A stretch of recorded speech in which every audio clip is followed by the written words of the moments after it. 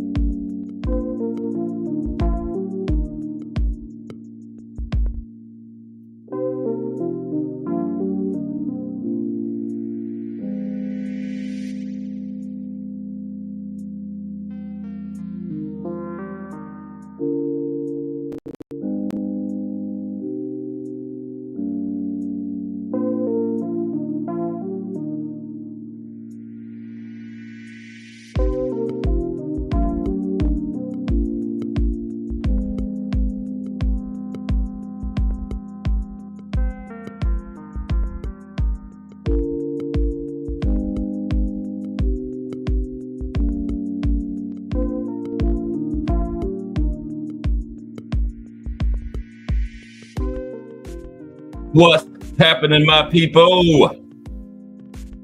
It's Cast Sports again, back for another afternoon with the family.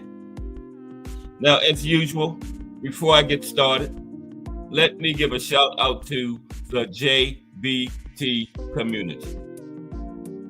It's just boxing talk. We're a group of people who just love to talk boxing. And we're always looking for others to join us. And you don't have to have a podcast. The only requirement is you just have to love to talk boxing. That's all. Miss Cass, hashtag JBT.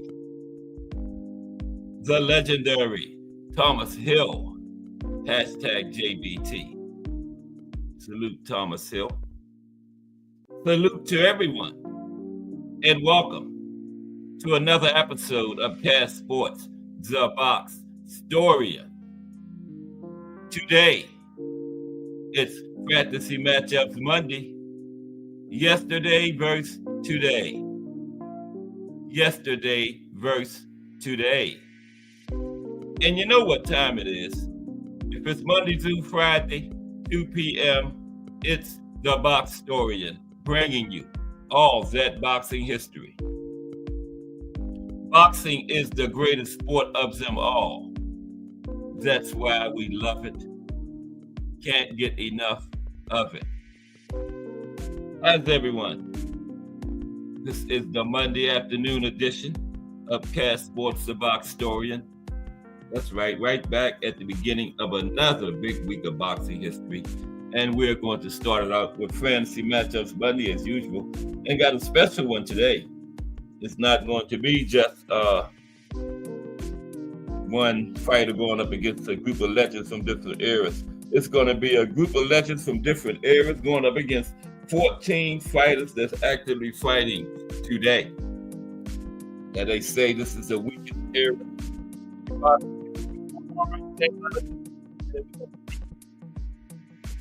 You're going to do these matchups and see just what happens.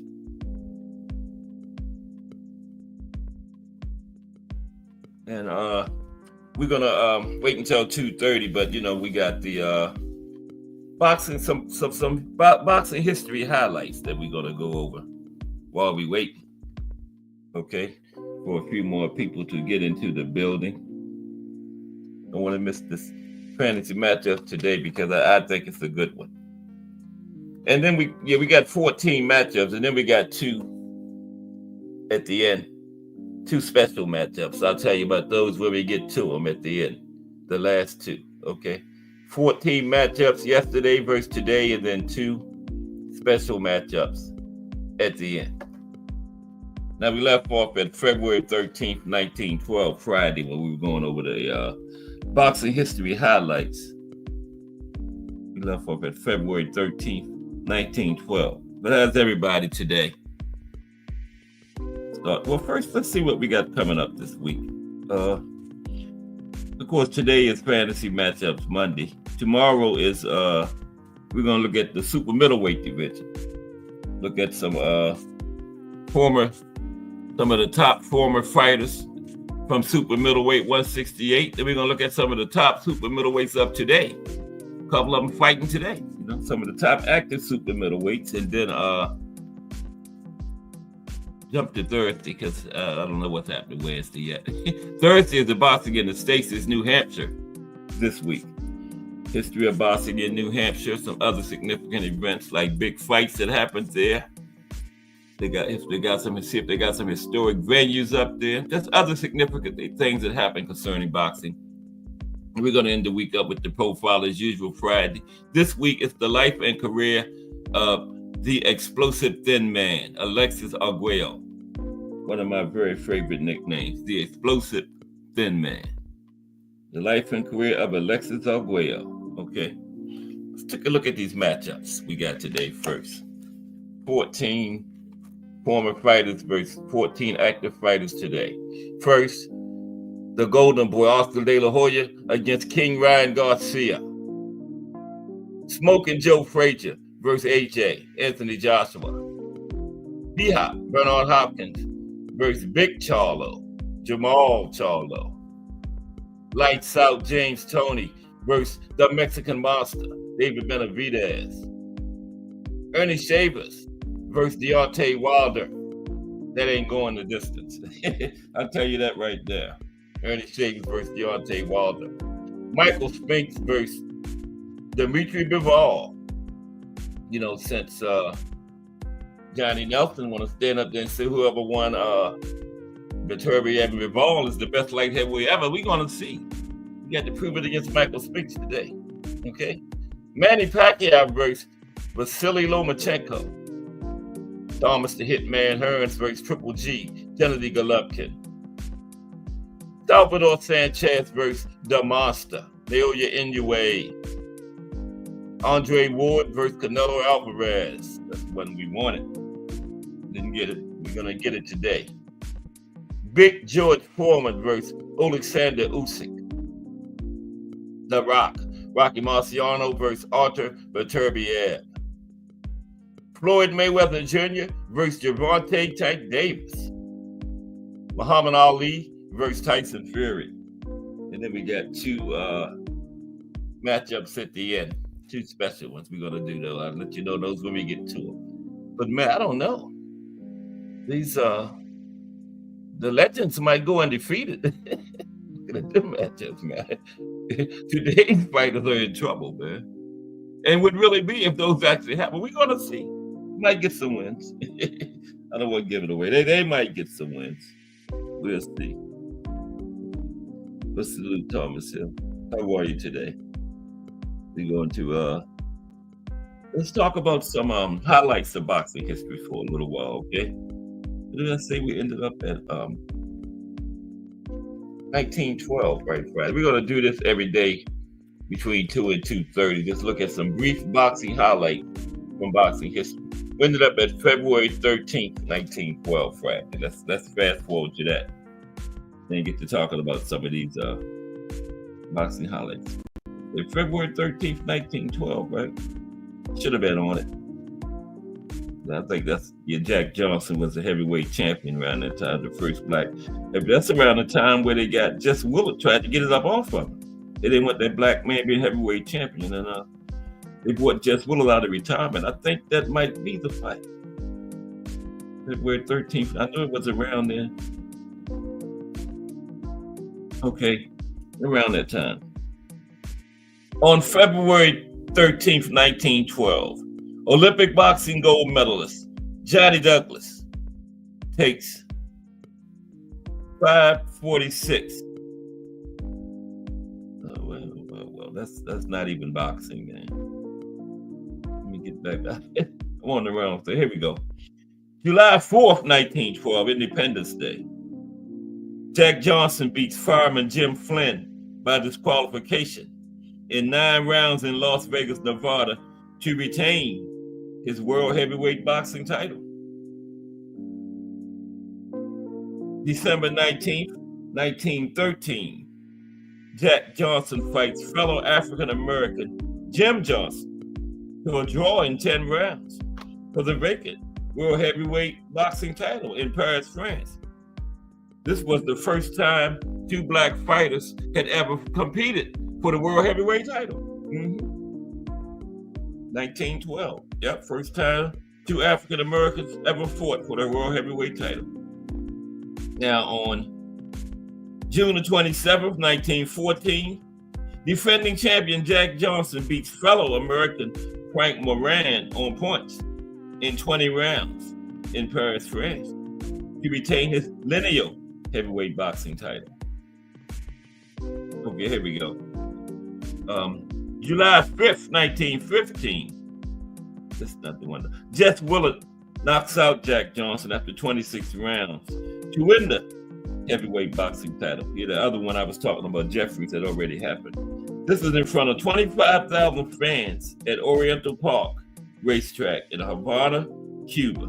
Yeah, and a lot of people said that fight was fixed. Yeah. That fight was but Johnson and Willard both denied it, but a lot of people said that fight was fixed. Ray Patterson in the building. Mike Mazik. I didn't even go down far enough in the chat. Here we go. Defiant Arnie 1 in the building. Let me go in order. I'm sorry. I was way up too far. Salute Defiant Arnie 1. How are you? I was wondering where everybody was at. And they were here listening.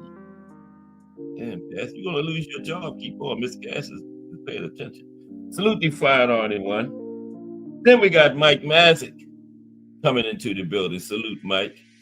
Mike got like 295 more shows before he can miss another one. Okay. And then we got Ray Patterson straight out of New Jersey. What's up, RP? Fantasy matchups Monday, gentlemen. Good to see you. Starting off this new week of boxing history. And we're going over some brief boxing highlights. We're gonna do that every day, 2 to 2:30, while we're waiting for people to get here. It's going over some brief boxing highlights, that's all. Now we were at Jack Johnson just lost the heavyweight title to Jess Willard, right? 20 rounds in Havana, Cuba. And like I was saying, a lot of people thought that fight was fixed, but both fighters always denied it. Okay, then after that, on March 25th, 1916, Jess Willard fights Frank Moran to a no decision in 10 rounds for the heavyweight boxing title in New York City.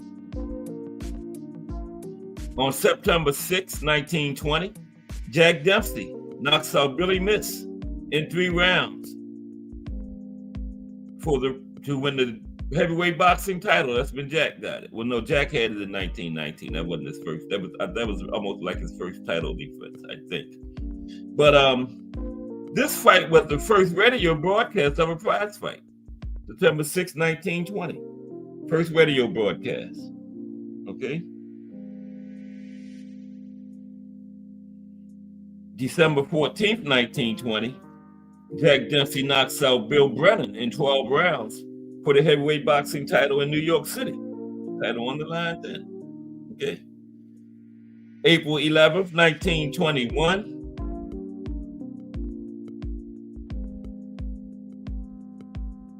KDKA in Pittsburgh, Pennsylvania, broadcast the first radio sporting event between lightweights, Johnny Ray and Johnny Dundee.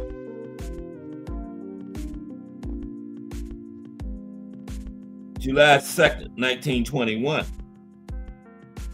In boxing's first $1 million gate, $1.7 million, world heavyweight champion Jack Dempsey knocks out Frenchman George Carpenter in 4 rounds. This was Jack's third title defense. 91,000 folks in the place, 91,000 in 1921. This fight was in Jersey City, New Jersey. Okay, about 5 more minutes to this. Then we'll pick it back up tomorrow. May 23rd, 1922. Future world heavyweight boxing champion Gene Tunney suffers his only professional defeat, a 15-round unanimous decision loss against Harry Graham, Madison Square Garden, New Jersey. And this fight was at light heavyweight. Gene Tunney never lost at heavyweight, right? So he joined Rocky there, but he had a loss at light heavyweight, so he didn't retire undefeated. That's why Rocky's the only heavyweight champion to retire undefeated. Gene Tunney suffered 1 loss at light heavyweight, though. November 1st, 1922. In an All-American fight, the Toy Bulldog, Mickey Walker, upsets defending champion Jack Britton in a 15-round points decision at Madison Square Garden. And he wins the world welterweight boxing title with that win. It was an upset, beat Jack Britton. Jack Britton was a bad man back around that time. July the 4th, 1923, Independence Day. We talked about this the other day. Remember the bankrupted the town? Jack Dempsey beats Tommy Gibbons on points over 15 hard-fought rounds in Shelby, Montana, to retain his world heavyweight championship, right? And that was the fight we talked about when Montana was boxing in the States last week. They bankrupted the town. Montana bid at $300,000 to bring the fight to Montana, but they did not have it. And all the money they made off the fight went to the fighters and the managers. The town made nothing. Like 3 banks went under, ruined some of the leading citizens of the town that had put money up. Yeah, bankrupted the town, Shelby, Montana. This fight did, right? They got in over their head. They bid $300 to get the fight, and the governor got mad at the people that was bringing the promotions that was bringing it. He told them, this town don't even have $300,000. What are you doing? And sure enough, they didn't. It bankrupted the town. Okay. September 14th, 1923. In his 4th heavyweight boxing title defense, Jack Dempsey recovers after being sent through the ropes to knock out Argentine challenger Louis Firpo in the 2nd round at the Polo Grounds, New York City. And in this fight, there were 11 total knockdowns in 2 rounds. Okay? Louis Firpo knocked Jack down in the 1st round, and then between the next 2 rounds, Jack knocked him down 10 times, stopped him in the 2nd. And when he knocked Jack through the ropes in the 1st round, it was the end of the round, and it helped Jack to a stool, and Jack asked, who won the fight? And they said, Jack, the fight's still going on. Melanin Queen 27 in the building. Salute, Melanin Queen. How are you today? We were just going over some highlights of boxing history. We're gonna pick that back up every day from 2 to 2:30. A couple more. I'll stop at the end of 1923. Okay. October 4th, 1923. Young Stripling ostensibly beats Mike Matej on points in Columbus, Georgia for the World Light Heavyweight Boxing title. Referee Harry Erdl later calls fight a draw. He claims he was coerced by promoters to award the fight to Stripling. And McTigg retains the title. So originally they gave the fight to young Stripling, but the referee admitted he cheated, right? Because the referees, a lot of times the referees did all the judging. And this referee was evidently judging this fight. And he gave it to Stripling and later admitted that he cheated. He was coerced by the promoters, right? And they changed the decision. And McTigg retained his title. Yeah. October 19th, 1923, Van Johnson persuades AL owners to prohibit boxing in their baseball parks, right? Yeah. This guy, I don't know what he was, but he didn't like boxing, and they, they would have it in baseball parks, and he persuaded all the American League owners to prohibit boxing in their baseball parks. Wow, man. Okay, we're gonna cut it off right there and pick it up tomorrow with 1924. Okay. All right. Now we're gonna be doing this fantasy matchups Monday. 14 fighters from previous eras fighting 14 fighters that's actually fighting today, and got 2 special fights at the end, and brought to you by Cash Sports Promotions. Okay, and you'll find out the 2 at the end when we get there, so stick around. 2 good ones too. Have a little fun at the end. Stick around for that. I'm not gonna miss it, that's for sure. But how's everybody doing today? And yeah, another raffle coming up, half and half. Better Than Queen will keep you notified of it. We got let's see what's in there. I haven't even checked it today, but we over $200. So the winner, $5 will get you $100 and something right now. Okay, and still got about 3 weeks to go. $20 will get you 5 chances. I haven't checked it this morning. Been kind of busy. Let me check it right now and let everybody know what's at stake right now. Now, where do I get in? Come on, man. Then we're gonna get started. I'll let you know how much the raffle is worth right now. So the winner can get me a good present because I'm the treasurer. I will know exactly what you want.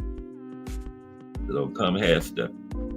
No $10 necktie or a pair of gloves. No, don't do it. I can't get in right now. I don't know why. We're gonna get started. But how's everybody today? It's Monday. Oh, there it is. We're back at the beginning of another big week. Oh wow. Oh, still at 215. 215. So the winner gets $107.50 right now. $5 will get you $107.50, and by December 21st, it's gonna be a lot more. I guarantee you. Okay. So let's get ready to get started. But that ain't bad. $5, $107.50. Half and half because the JBT takes the other half. Just Do Boxing in the building. What's up, Just Do? Just Do takes over the airwaves at 4 p.m. every Monday through Friday with another fire bill every day. Yeah, Just Do don't cook. He builds. Okay. The fantasy matchups Monday. And that matchup right there on the screen, we're getting that too. Floyd Mayweather versus Gervonta Tank Davis. We are getting that matchup today. Fantasy matchups Monday. Brought to you by Cash Sports Promotional Company. Okay. Excuse me for a minute. in charge. Ooh, the laptop is giving me that message. You ready to go out? I don't know why I didn't charge this thing. But I got the cord right there. We are good. Okay, that would have been all I needed for the laptop to go on. That low battery. Plug your charger in and it's in. Okay, let's get started. Now, first thing we're going to do, since this we're going to be talking about fighting from different eras. Let's talk about some different eras first in the sport, you know. And it's only 2:27. You know it's bad luck to start before 2:30. Last time I started before 2:30, the Wi-Fi went haywire on me. And took me like 20 minutes to get it back up. So yeah, we're gonna wait 3 more minutes. But how was everybody's weekend this weekend? Did everybody have a good weekend? I had a good one. Didn't do anything. I missed the boxing Saturday. I saw the beginning of Sonny Edwards and Yafai. So the very beginning of that fight, but then I don't know. I think we got some company or something, maybe. And they're not boxing fans. They're lucky I came out of my room, man. But yeah, I went out. It was my favorite sister-in-law. She's trying to be a boxing fan because she comes in here sometimes. I can't listen now. She comes in sometimes and supports. It'd be messed up if she listened now. Probably never come back again. Yeah, but yeah, I thought, what was the name? Yafai? He started out good. Come on. This weekend is we're in the fight week for the big the rematch. 2 rematches really. Oscar Valdez and Navarrete and Robisi and Espinoza. Yeah, 2 rematches. And then the other card is oh man, this is Jaleel Hackett and Liam Perro. Yeah, that's the other one. Yeah, that should be good down in Puerto Rico. Our JBT representative, Define Arnie One, will be covering that for us down at the Roberto Clemente Coliseum down in Puerto Rico. But Puerto Rico is that Define Arnie One. Define Arnie One only lives 30 minutes away from Roberto Clemente Coliseum. And guess what? His mother lives 10 minutes away. So yeah, he'll be bringing us some good stuff. The JBT is everywhere, man. They can't have no fight that the JBT can't reach it. The long arm of the JBT gonna be there in the building. Okay? So we got it covered. And we got Melanin Queen 27 in the JBT too. Yeah, it is.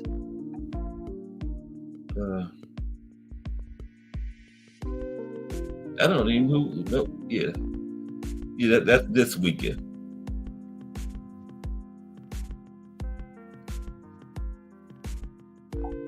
Yeah, your fire and Sonny Edwards was last weekend. Okay, let's get ready to get started.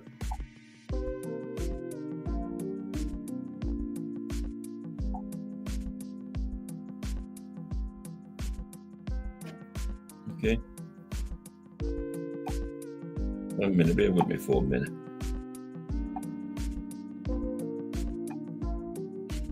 I got when I get toward the end, it was getting late and I was writing, and man, I hope they wouldn't say, well, I can't read my handwriting. You have some of those fancy gadgets where you just type the stuff in, you know. I do everything the old-fashioned way. Pen and paper. Got 31 pages to go to, but we're gonna still get some link time. Don't worry about that.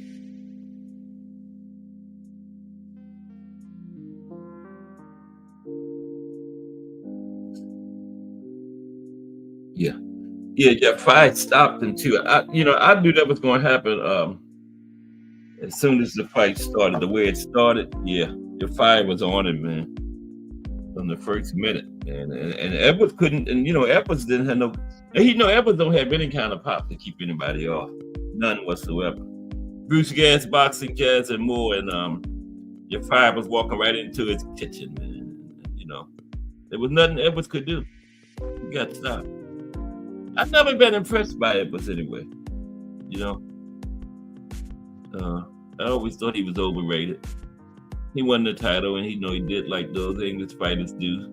Stay over there in England where you get the home cooking. Stay over in the UK protection racket. Let's salute Bruce Gas, Boxing, Jazz, and more. Let's get started. Now, like I said, we're going to talk about a few different eras of boxing. That's we're going to be talking about fighters from different eras, okay? So let's go with today's show. All right, let me get on up here. Got a beautiful slide display today, by the way. Remo got on me. Said, man, you got to make them pictures better. He said, they don't have no corners. Okay, let's go with today's show. Oh, Bruce says, listen on the road. Okay, be careful out there, Bruce. Watch them non-drivers. Hope you enjoy it. Now, let's talk about some different eras first. Ain't going to take long. Then we're going to get into it. Now,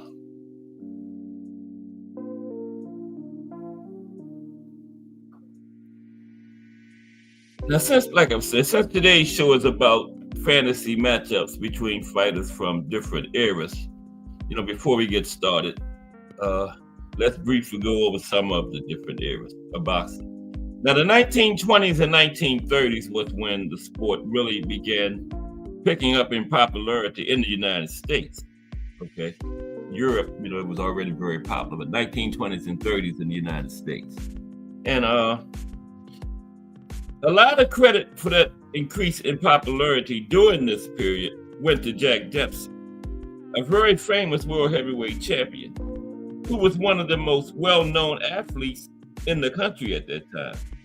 And not just boxing, athletes. He was more popular than Babe Ruth from baseball, Red Grange from football. Yeah, Jack was one of the big five of sports. He was the most popular one of them all, right?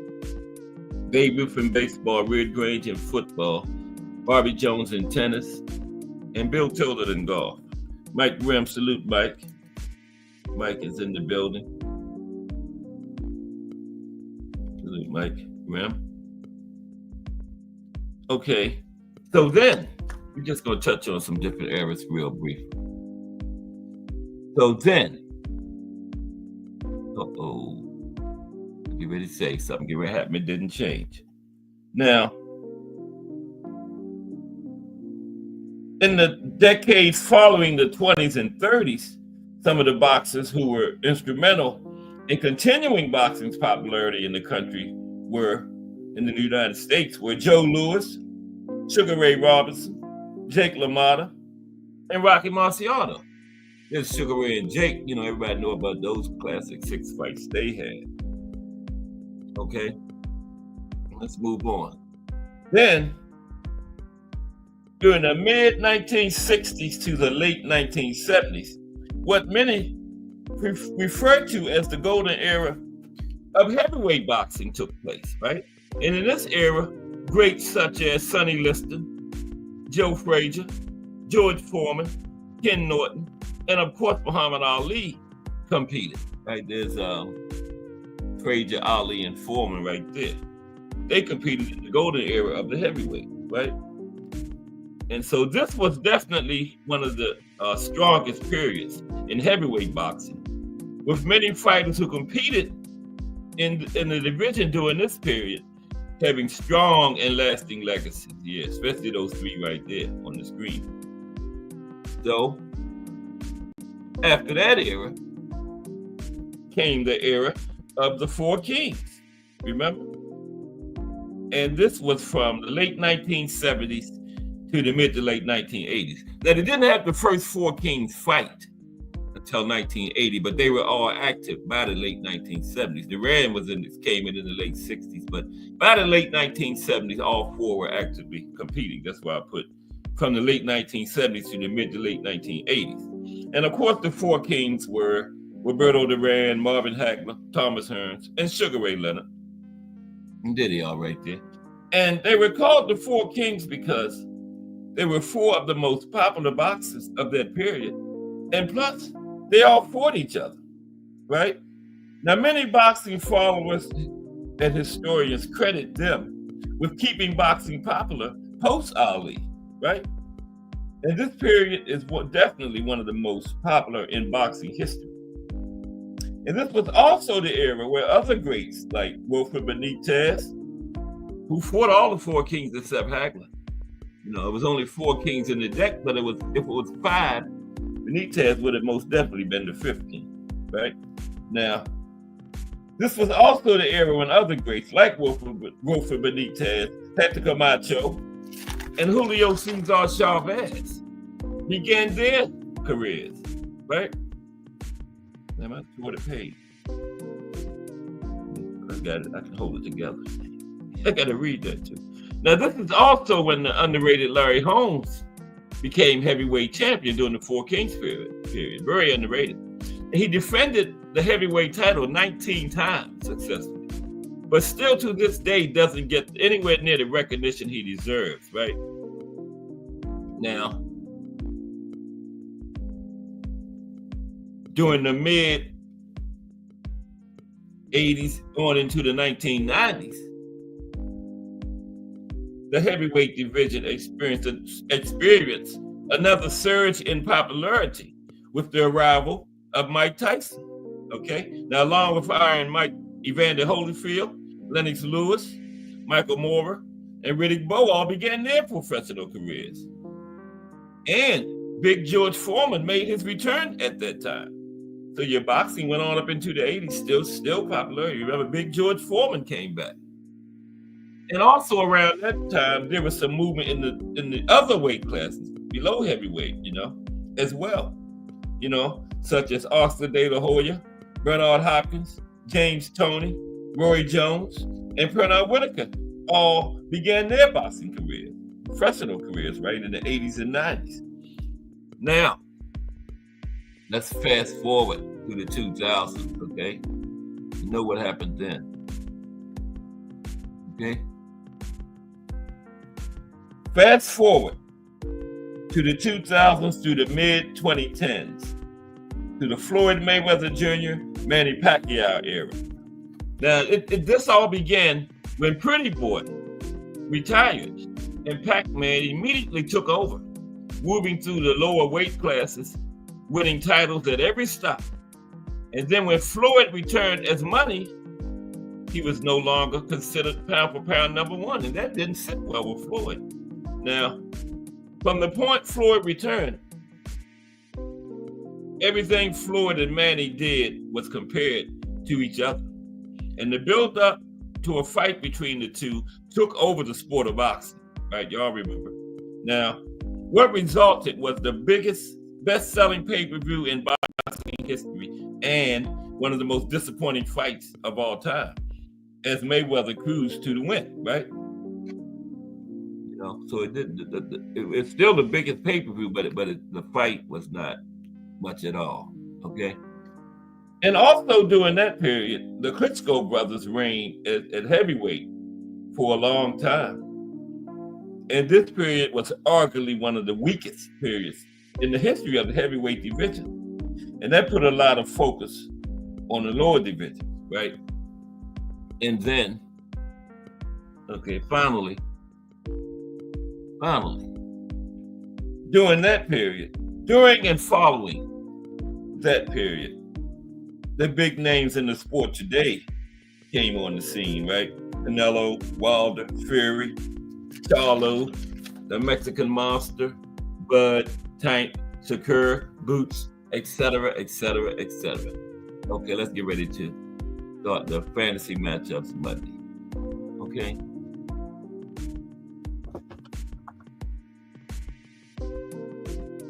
Who is that? Smoking Joe. Yeah, that's out of order. Okay, but here we go. Bear with me for a minute. Smoking Joe fights Anthony Joshua. Yeah, things got a little out of order. But we're gonna be okay, because I know what everybody looks like. I don't know how it happened, but it did. Okay. But the first matchup is, I'm gonna have to jump around and find them. Bear with me for a minute. I don't know how I got this display out of order, but it's okay. We're gonna make it. The first matchup is Oscar De La Hoya versus Ryan Garcia.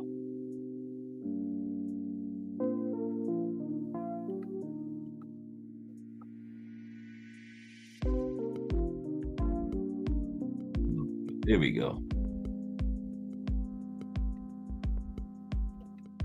No. Man. Oscar De La Hoya versus Ryan Garcia. All this hard work I did on this, man. I just saw him. Bear with me for a minute.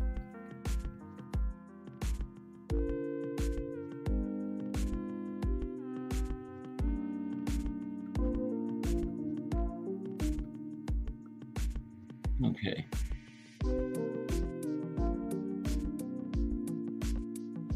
But how's everybody today? We're going to start in a minute. As soon as I locate Oscar and Ryan.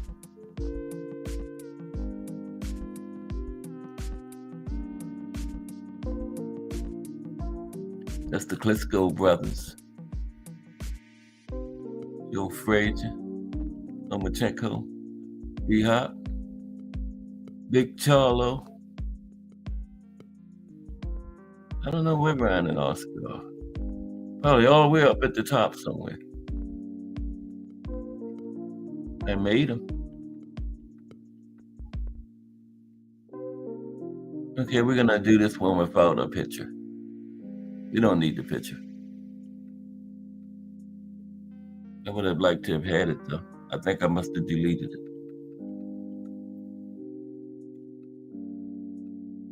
The very first matchup.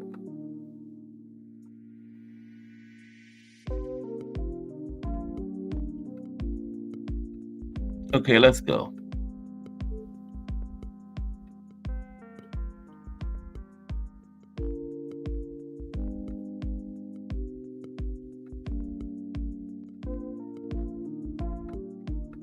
Let's go. Okay. Oscar De La Hoya versus Ryan Garcia.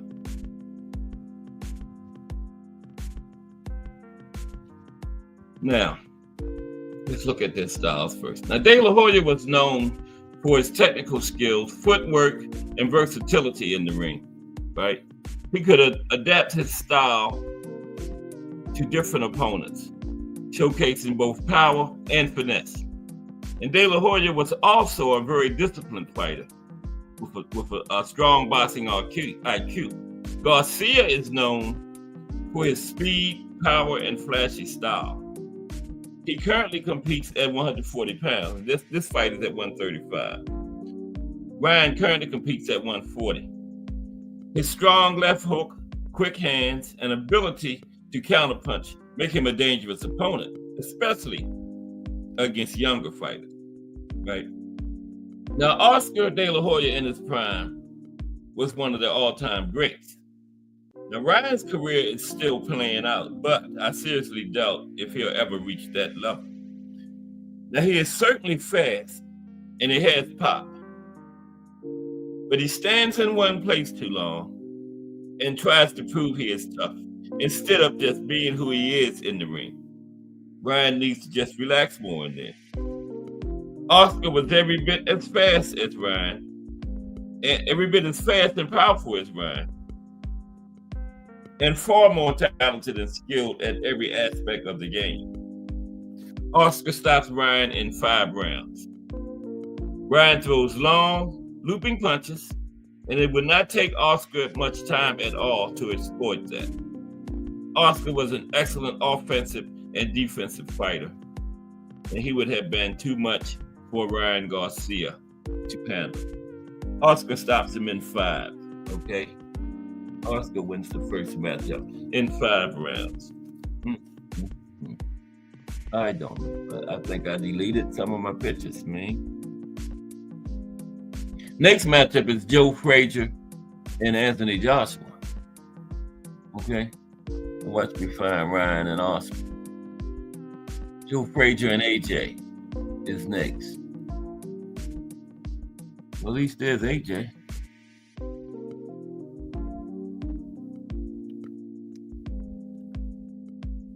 And then B-Hop is after him.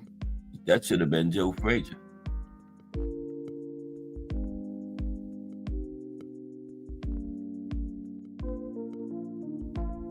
No Joe Frazier. Wow, this is crazy. But Bernard Hopkins versus Smoking Joe Frazier is next. Okay?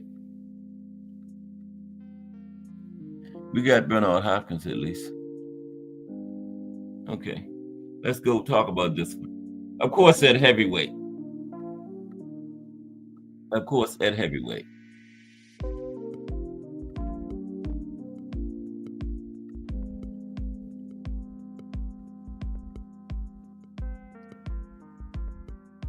Okay, there's AJ at least. Bernard Hopkins versus Smoking Joe Frazier at heavyweight.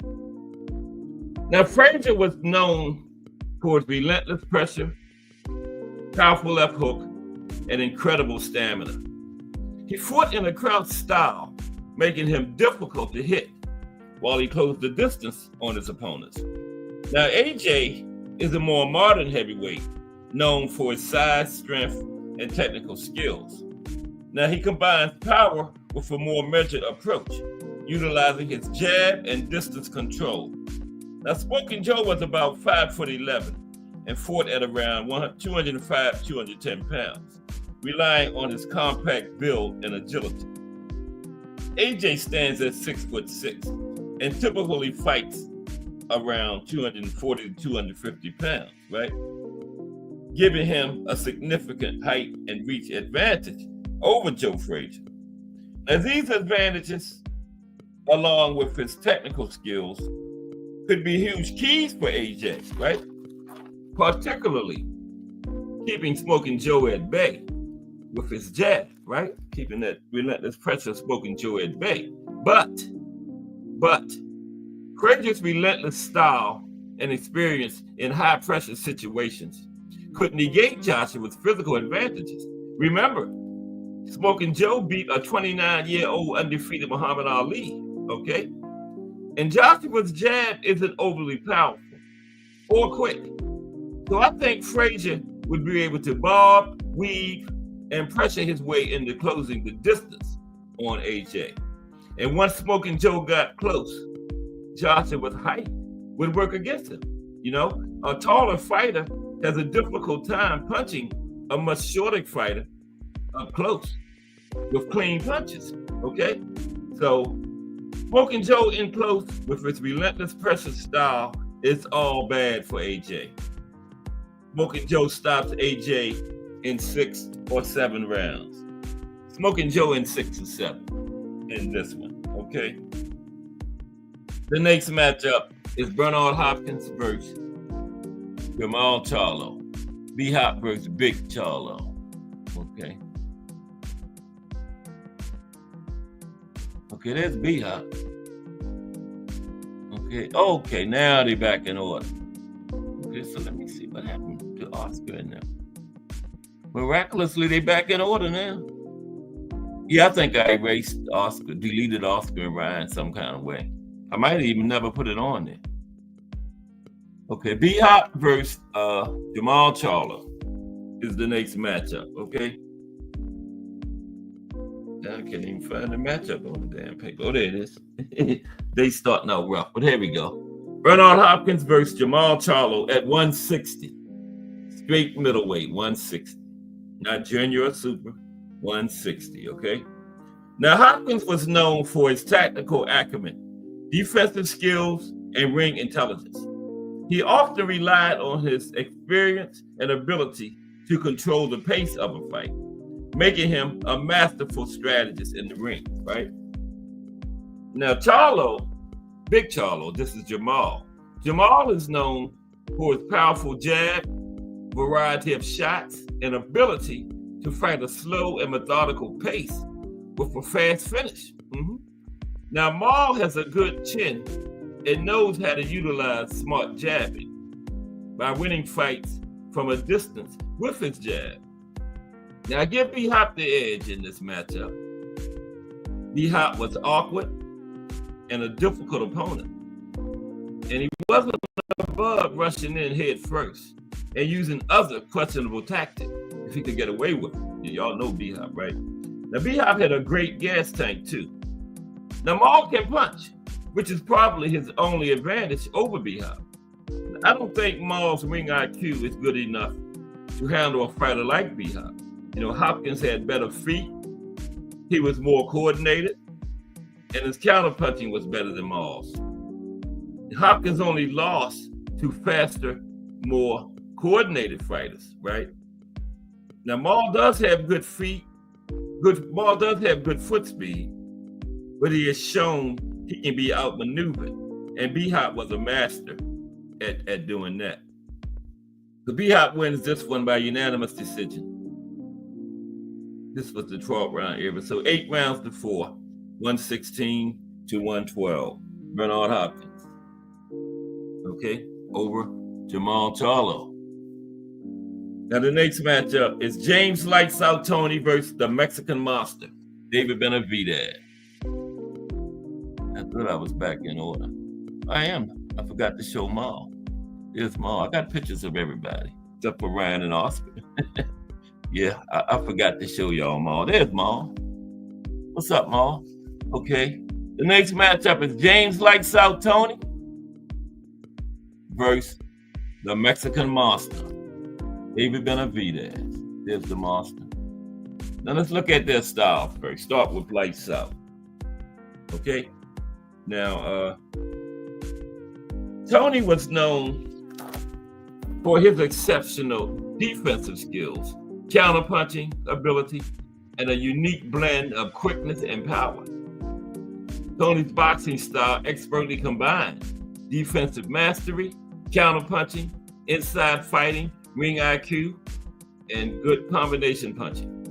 Now, Benavidez's boxing style is Benavidez. Benavidez's boxing style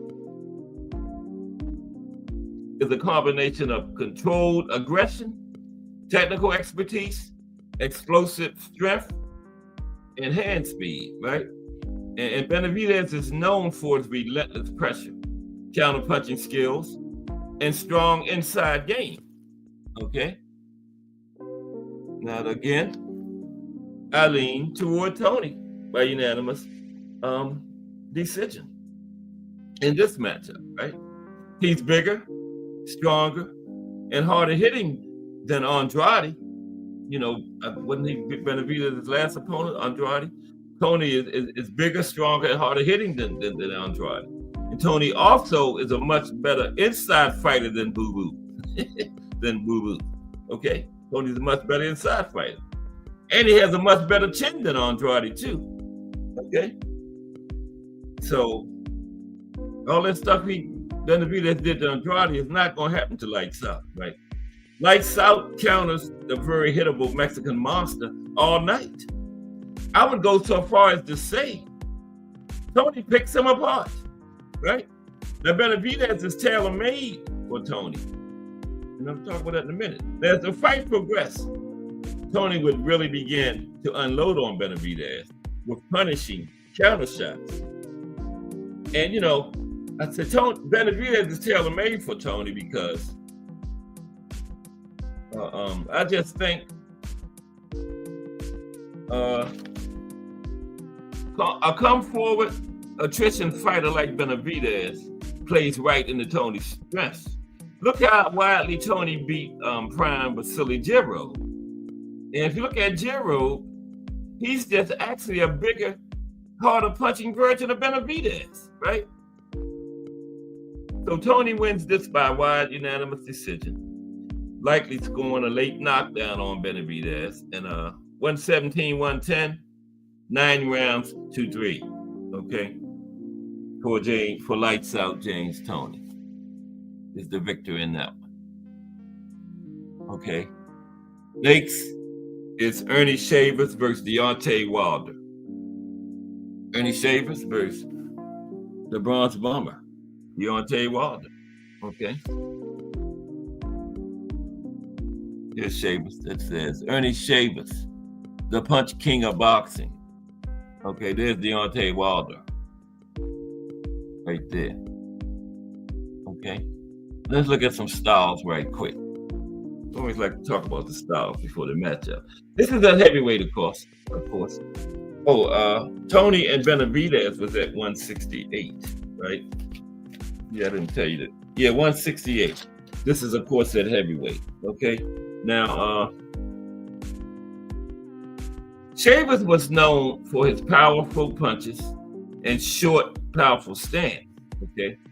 Shavers would stalk his opponents to set them up for his fight-ending power. He was also good at exploiting openings. He exploiting openings on his opponents, and he threw a variety of punches, and he could also box well with a good jab. And Tony had 51 knockouts in the first 3 rounds of fights during his career. Okay, I think he had 68 altogether. 51 in 3 rounds.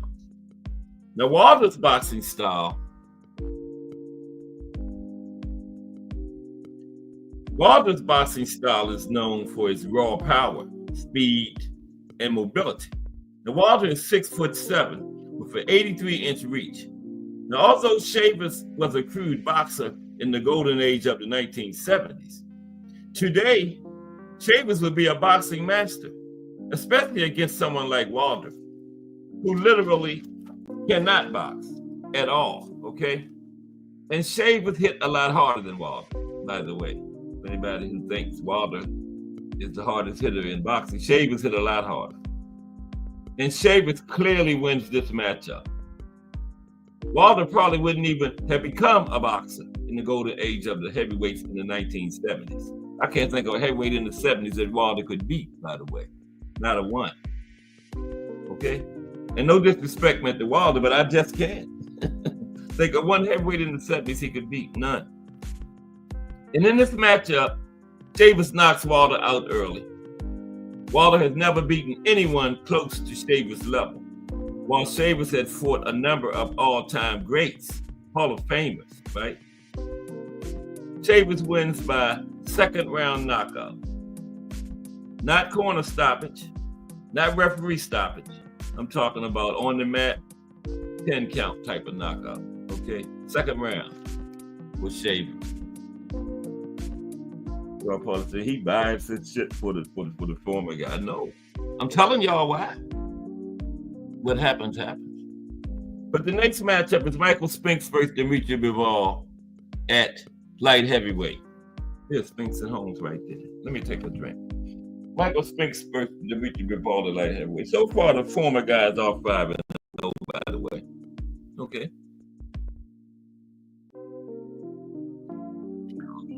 Y'all must agree with me. I don't see nothing in the chat.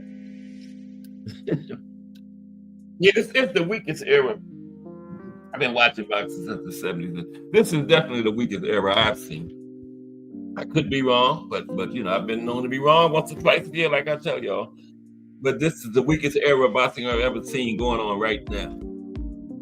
Michael Spinks versus Demetri Bivol. But the current guys, they might get a win in here somewhere. Spinks and Bivol is at light heavyweight. Okay? Now, Spinks' boxing style was characterized by a lethal right hand, strategic hooks and crosses, and an awkward delivery of punches from various angles. Spinks is considered one of the 4 greatest light heavyweight champions in boxing history, along with Billy Conn, who was giving Joe Louis a boxing lesson before he decided to stand in front of Joe Louis. Billy Conn had Joe Louis, it was 15 rounds. He had Joe Louis beat at the end of 12, but Joe Louis needed a knockout. Conn came out in 13 and decided to slug it out with Louis. He got a little overconfident and got caught and knocked out. But he's definitely one of the greatest light heavyweight champions of all time. Archie Moore and Bob Foster. Johnny Nelson must not have heard of those guys, but he said the winner between Beterbiev and Bivol would be the greatest light heavyweight ever. He couldn't have heard of Michael Spinks, Billy Conn, Bob Foster, and Archie Moore, among a few others. Sugar Ray Robinson fought at light heavyweight. Okay. Joey Maxim. I don't think Bivol or Beterbiev could beat any of them, and that's fixed. They're not even in the top 5, maybe top 10, maybe. But Bivol and Beterbiev is not in the top 5 all-time light heavyweight. But anyway, yeah. Now, Bivol's style is a blend of technique, tactical intelligence, and Soviet-style defense. Bivol's style features the high guard, continuous jabbing, feints, counterpunching, rhythm, disruption, and discipline. And Bivol's style is highly unpredictable and effective. You know, Bivol has defeated some of the best light heavyweights of his era, including Canelo Alvarez, John Pascal, and Gilberto Ramirez, all by decision. And neither one of them three could carry Michael Spinks' spit bucket to the ring. Okay, neither one of them three, Canelo, Pascal, or Zerto. Now, Spinks has defeated Hall of Famers Larry Holmes twice and Dwight Muhammad Qawi, both of who would probably beat Bivol. So Spinks, like most of the former fighters, has the better resume. And this is truly a tough one to pick, though. Now, Bivol is a better combination puncher than Spinks, and he has better balance. But Spinks' experience and skills set could offset those advantages. Plus, in 32 professional fights, Mike Tyson is the only man to ever beat Michael Spinks. And at the time, Mike Tyson was the baddest man on the planet and the world heavyweight champion. Only man to beat Michael Spinks. Bivol may someday be regarded as an all-time great. But Michael Spinks not only already is an all-time great, he's one of the greatest light heavyweight champions of all time and an International Boxing Hall of Fame. Okay, so Spinks' combination of experience, size, and talent would be too much for Bivol. Spinks by unanimous decision. Okay, Spinks by unanimous decision. Okay. Oh, there's Bivol. Yeah. I'm sorry, I forgot this. There's Bivol. Okay, now the next matchup is Manny Pacquiao versus Vasily Lomachenko. Manny Pac-Man Pacquiao versus the Matrix, Vasily Lomachenko. Okay? Everybody hitting the like button for me. Appreciate it. Manny Pacquiao versus Vasily Lomachenko. Now, Pac-Man was renowned at 135. Pac-Man was renowned for his explosive power, quick hands, and relentless aggression. His southpaw stance and ability to throw punches from various angles make him a formidable opponent. Lomachenko, also a southpaw, is known for his exceptional footwork, speed, and technical skills. His ability to create angles and his high volume, precise punching make him a difficult opponent. Okay? And Lomachenko has never beaten an elite opponent. And he has never faced an elite opponent, okay? Professional opponent. Now, he was a great amateur fighter, but until he gets that all-time great win on his record, we won't know if he's an all-time professional fighter or not, right? And no, Prime Lomachenko could not beat Prime Pacquiao at any weight, okay? Prime Pacquiao, Pac-Man would overwhelm Lomachenko with power, speed, and ferocity. I think Lomachenko is a better technical boxing than Pacquiao. But boxing is a lot more than technical boxing.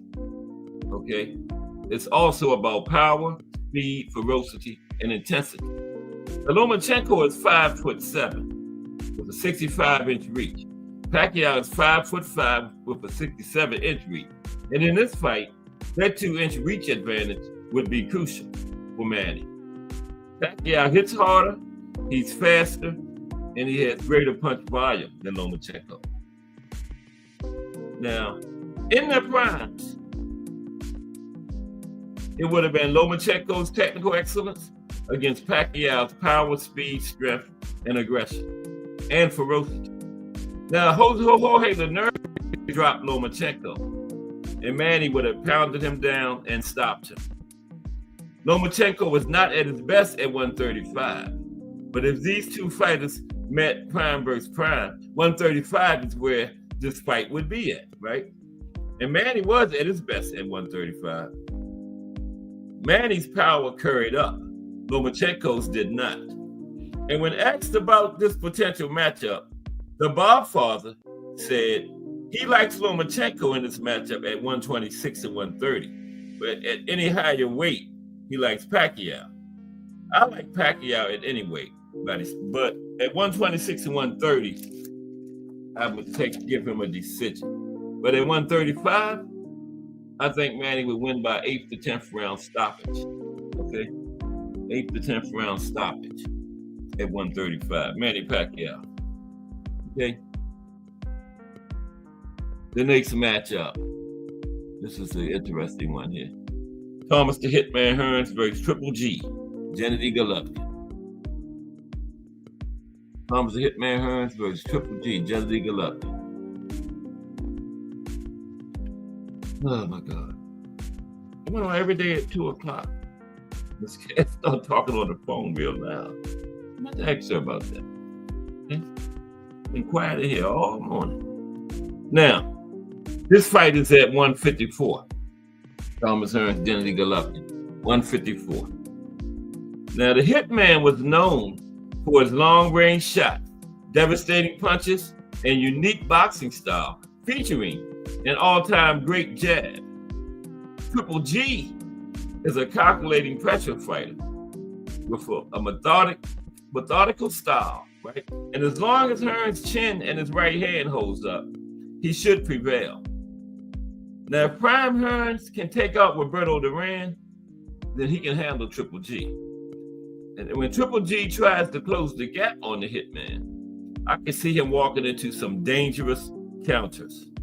Now, Triple G's pressure-based style will bring him to Hearns, just like Duran did. Now, Triple G had that iron chin, and he probably won't get stopped like Duran did, but Hearns' hard counters would consistently keep Triple G at bay. And while Triple G is a solid all-around fighter, I think he has been overrated because his resume is weak. Canelo is really his only really great name opponent. You know, I looked at his resume. Canelo is really it, man. Mm-hmm. Now, the weakest links in this matchup would be the Hitman's chin and Triple G's defense. Now, the Hitman will find Triple G's chin, but even the Hitman's powerful right hand will not be enough to put on chin Triple G away. But the Hitman's all-time great jab with an 8-inch reach advantage, along with that lethal right hand, will consistently keep Triple G off him. Hearns by unanimous decision. 9 rounds to 6 for 15 rounds, 144, 141. 8 rounds to 4 over 12 rounds, 116 to 112. The Hitman over Triple G. Okay? Crush the Legend in the building. What's up, Crush the Legend? Crush, did you come on this morning? I couldn't find you for some reason. But salute Crush the Legend. 6 p.m. Monday through Friday with the coffee and donuts. Salute Crush. Fantasy matchups Monday. We had 14 former fighters against 14 active fighters. So far, the former fighters is 8-0. Okay. The next matchup is Salvador Sanchez versus the monster, Naoya Inoue. Hey, the actors could possibly get a win here. Let's see. Salvador Sanchez versus Naoya Inoue, the monster. Okay, let's talk about this.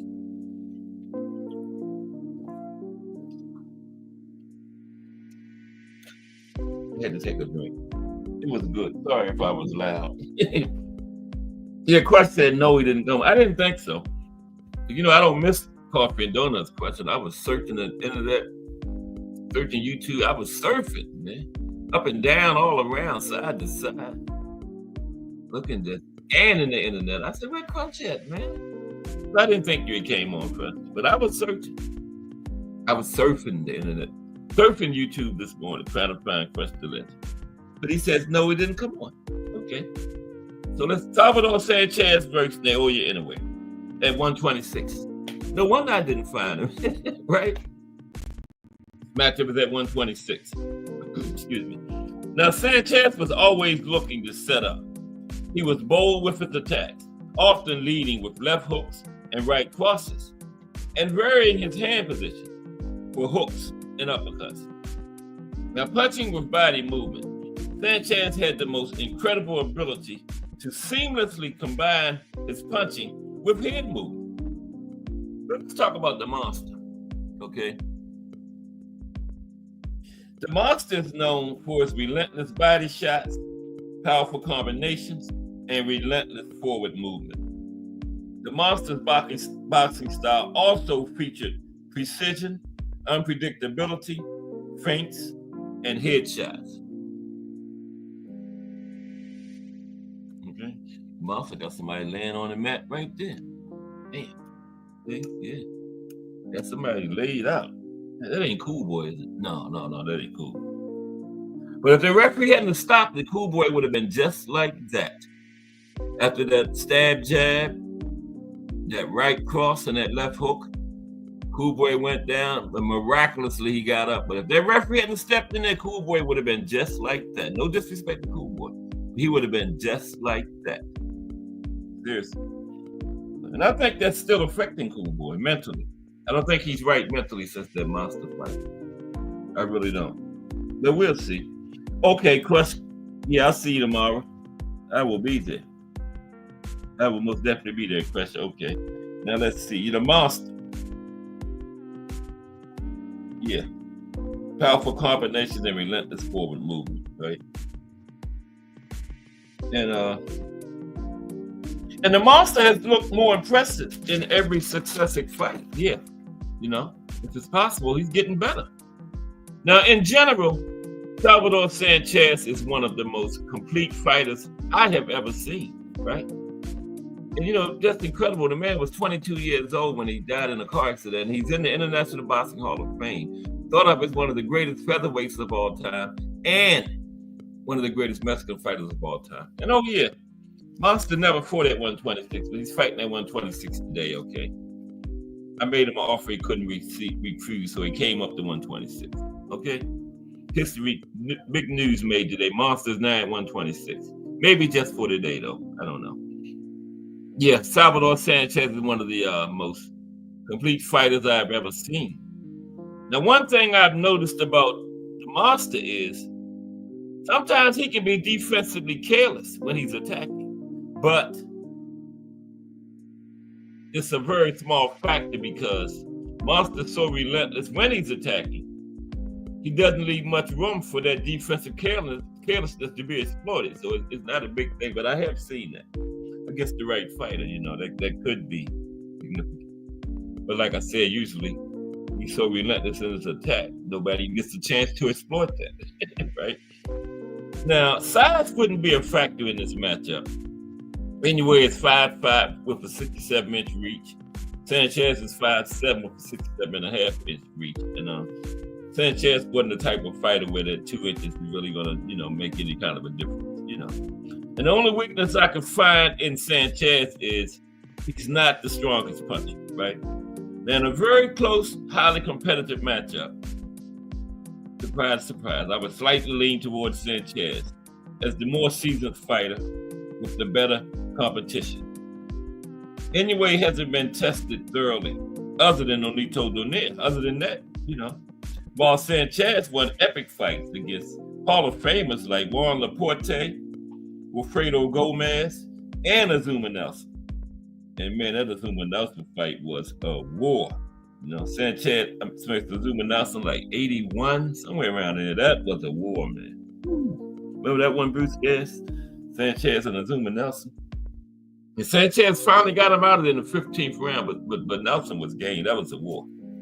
But Sanchez wins this one by decision. Okay. Okay. Next. I don't know why. I think I erased Oscar and Ryan's picture. That was the first one, but I never found that picture. We still might run into it. But the matchup is over now. Oscar stopped Ryan in 5 rounds. Okay, the next matchup is Fantasy Matchups Monday. Yesterday versus today.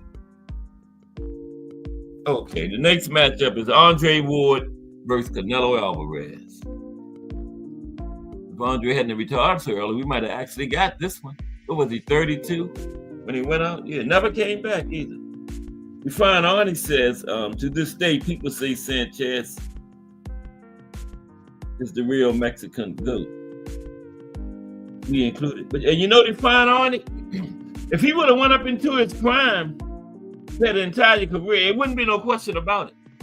He's still arguably the best Mexican fighter and died at 22, came nowhere near his prime. If he'd have went into his prime on up into his 30s, there would be no question about it. Canelo would be way behind him. Still thought of it and didn't fight past 22 years old, right? Incredible, man, incredible. Andre Ward versus Canelo Alvarez. I found a picture of them together. This is at 168. 168, where this fight is at. Man, I gotta speed it up some because wow, it's almost 3:30. Damn. I told y'all, man, the Earth is moving fast. They went up there in space and the Earth is speeded up, moving faster. They ain't gonna tell us about it, but this time it's just going too fast, man. I only been on here for 10 minutes, and it says 3:19. It should be like 2:15 or something, man. Come on now.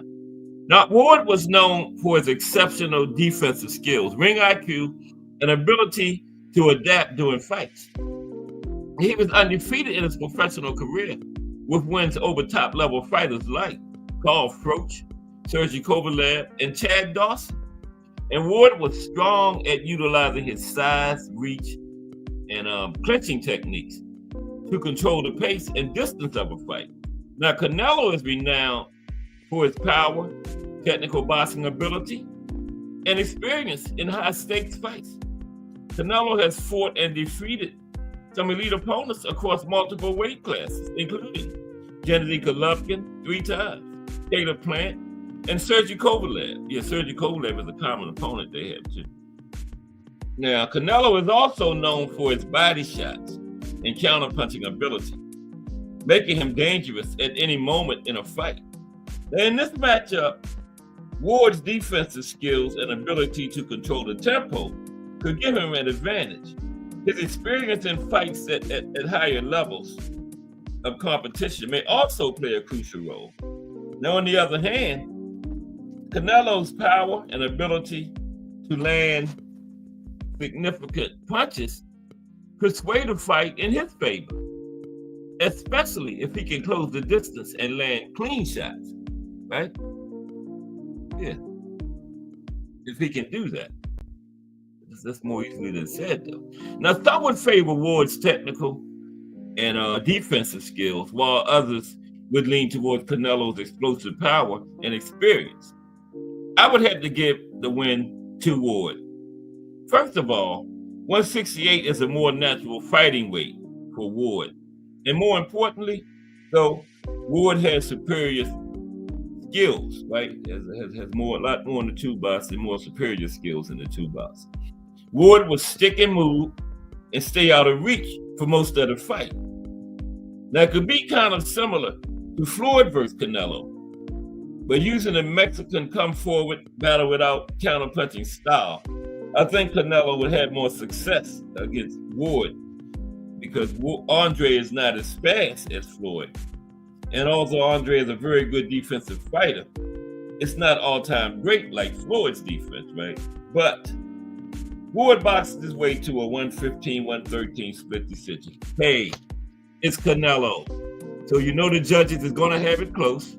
And you know what? I'm going to actually give the fight to Canelo, right? You know that's going to happen. No, Ward could win 12 rounds to nothing. They're going to score at 115, 113. And one going to give it to Canelo.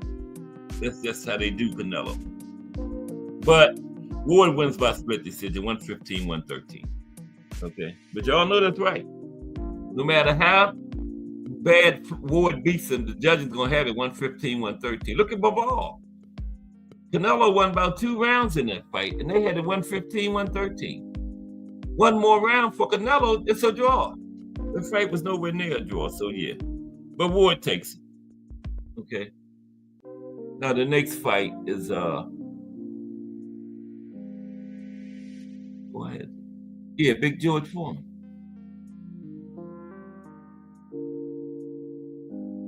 Uh-oh. Something get ready to happen. Thing won't move, man. Shit.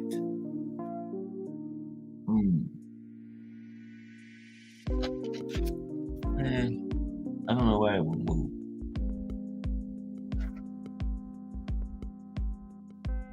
But we'll see.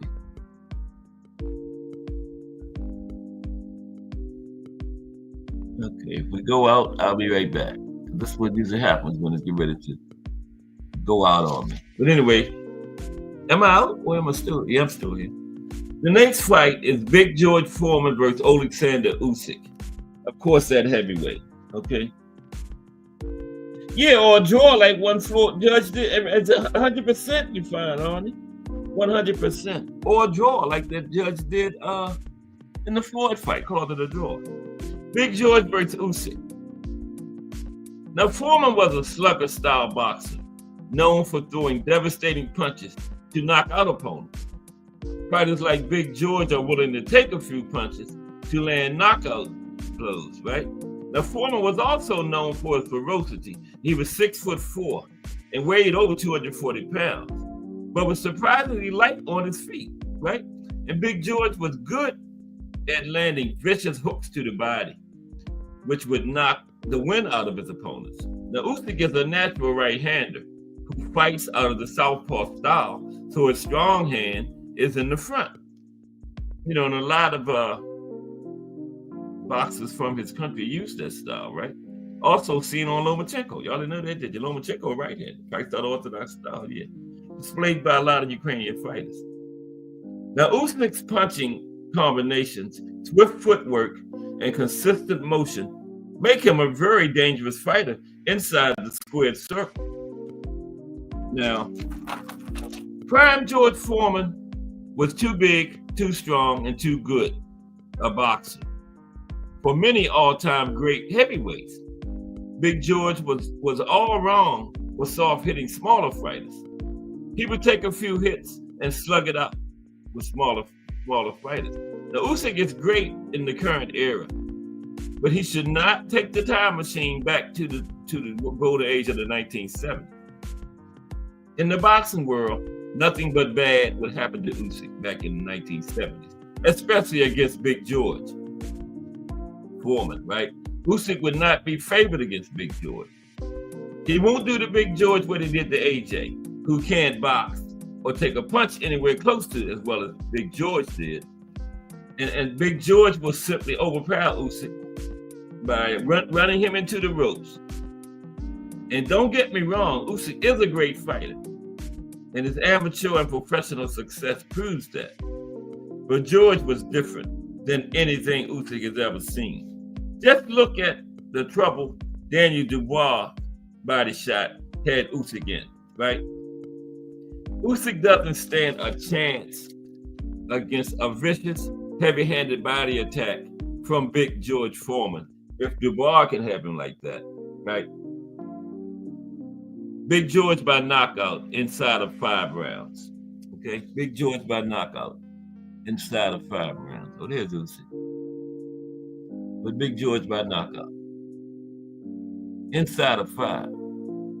Usyk is just too, I don't care how good he can, but he is just too small. And if Daniel Dubois put him down like that with body, George might break his ribs on the other side when he hit him on this side, you know? He might break something on the other side of his body. Big George by knockout inside of 5. Next, Rocky Marciano versus Artur Beterbiev. Now, Rocky fought his entire career at heavyweight. I think Arthur has fought at light heavyweight the whole time, so we're gonna have it right in the middle, cruiserweight. Okay, Beterbiev takes his first fight at cruiserweight. Okay. Yeah, that is horrible for Usyk, getting the decline on it. Most of these are mismatched. Now, Marciano was known for his relentless forward pressure, constantly looking to land heavy punches. Rocky also had an all-time great chin. Beterbiev is known for his strength and relentless aggression. He also benefits from his unyielding commitment and exceptional skills. Now, Rocky Marciano was a small heavyweight at about 185 pounds. This is the reason people say he wouldn't be successful in the current or many other eras, but I beg to differ. Rocky was a literal wrecking machine. He wasn't a one-punch knockout artist, and he didn't have an overwhelming number of first-round knockouts like a Mike Tyson. What Rocky did was beat up and beat down his opponents for as long as they could survive. Anyone who fought Marciano was never the same, and Rocky would beat Beterbiev and most other top heavyweights from the current era. In this matchup with Beterbiev,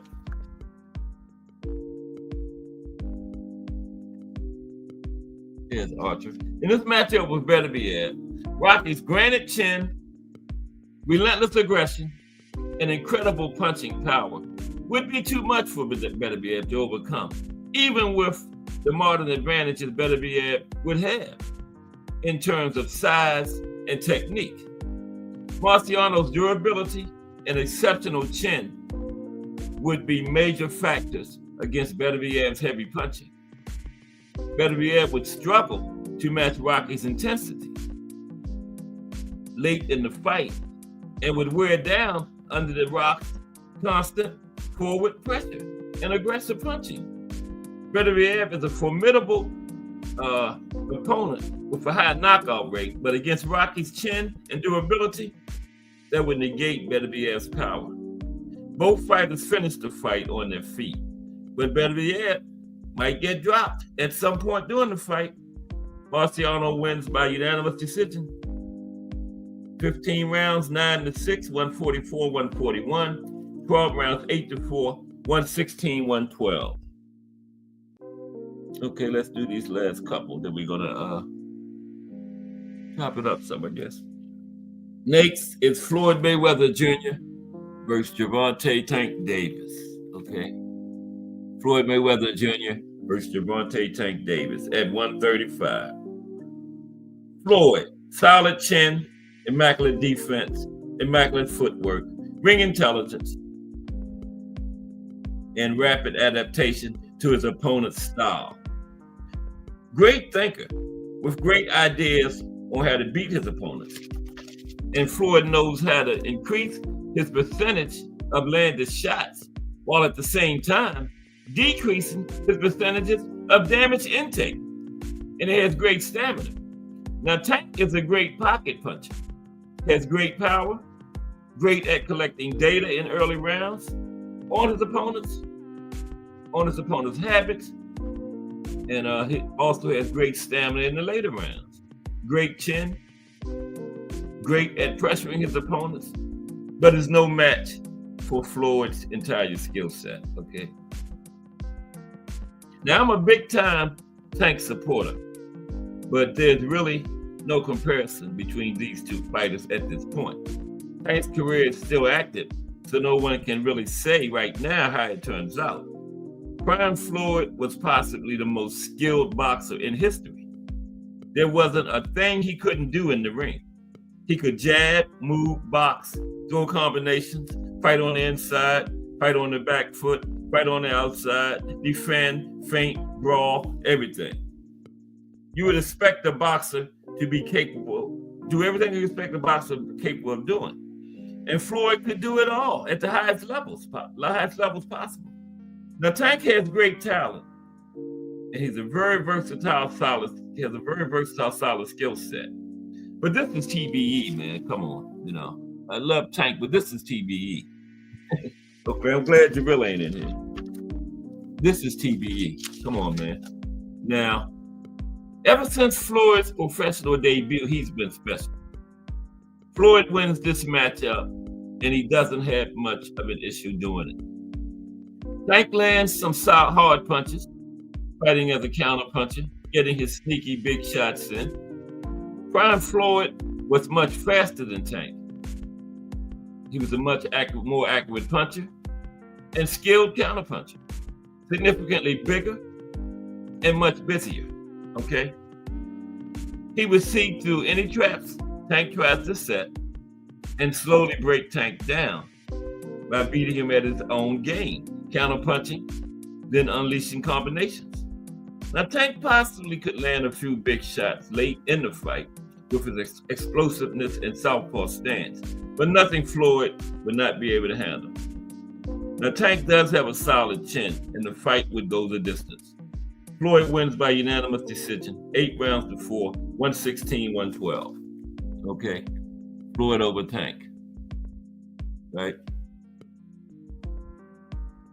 Yeah, I got to keep it 100, man. I mess around and speak from the heart and say Tank, then what else? Matchups am I speaking from the heart about? So no, and to keep it 100. Floyd wins that one. Okay. The real would probably say Tank, but even he knows better than that, man.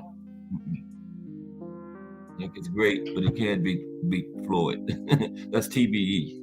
Okay, Muhammad Ali versus Tyson Fury at heavyweight. Now, Ali was a heavyweight boxer who could move like a welterweight.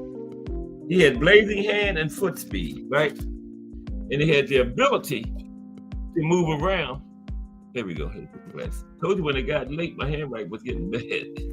Now, Ali had the ability to move around the ring, throwing quick jabs and lightning fast combinations, right? He could land punches just as effectively moving backward as he could moving forward. And Ali was known for the rope-a-dope strategy, the Ali shuffle, superior head movement, right cross, and counter right hand. And his style was unorthodox, and he was known for baiting traps and throwing punches from the hip. And Ali also had a unique mental strength and self-belief that helped him defeat opponents.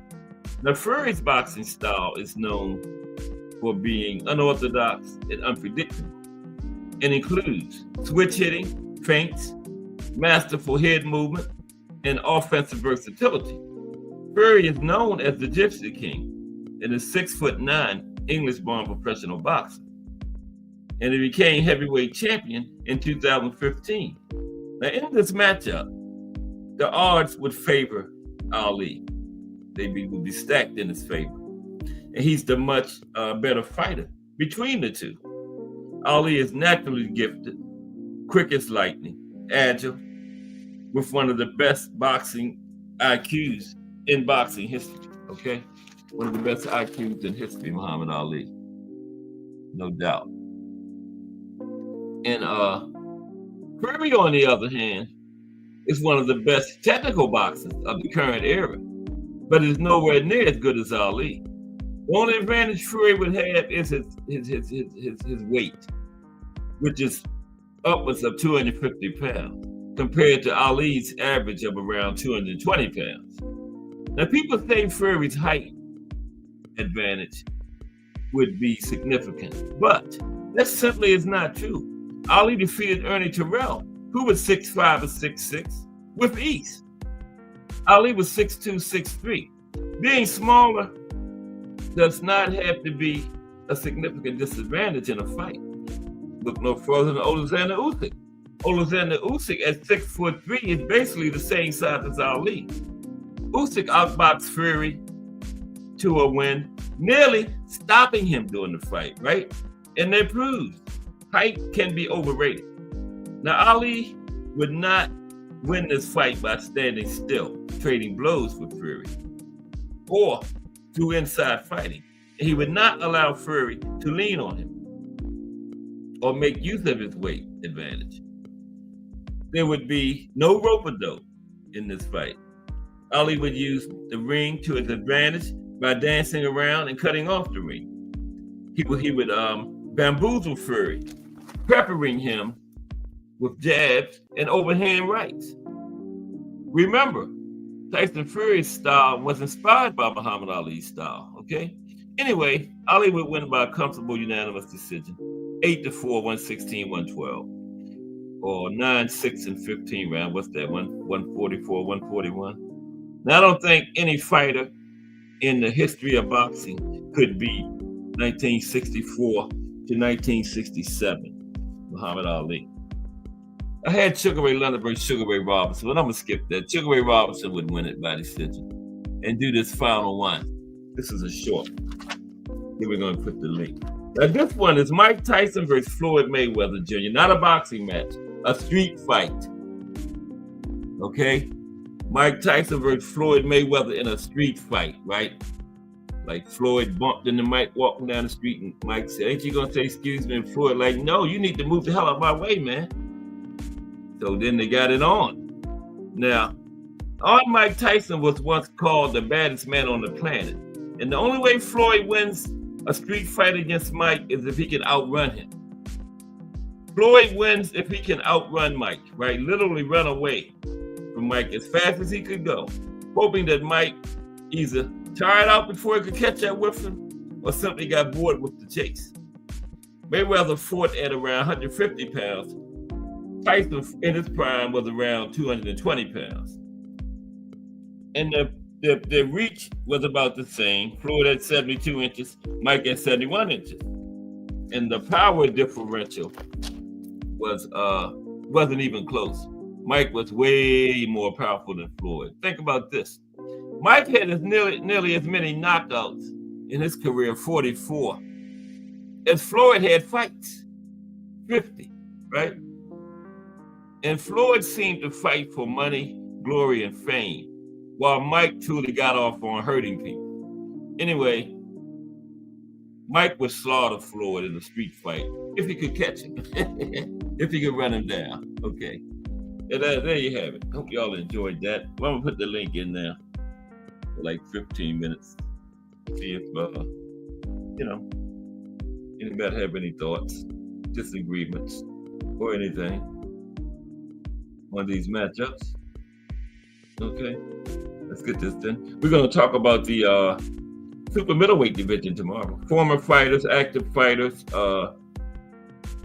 some great fights in the division. And yeah, that's tomorrow, super middleweight, okay? We're going down through the divisions, remember? Oh, I forgot. Okay, let me invite some people up here. This is for everybody, man. Okay, anybody and everybody. Please. Hit the link, okay? But how was everybody's weekend, man?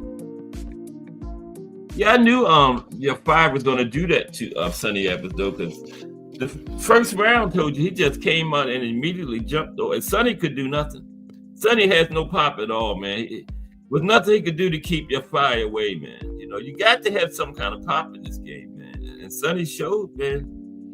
You know, your fire just stayed on it, stayed in his kitchen the whole fight. It was nothing Sonny could do, man, but get beat. That's all. I saw that from the opening seconds of the fight. I said, your fire gonna get him out of there. And plus, they had sparred hundreds of rounds, so your fire knew he didn't have no pop. You know?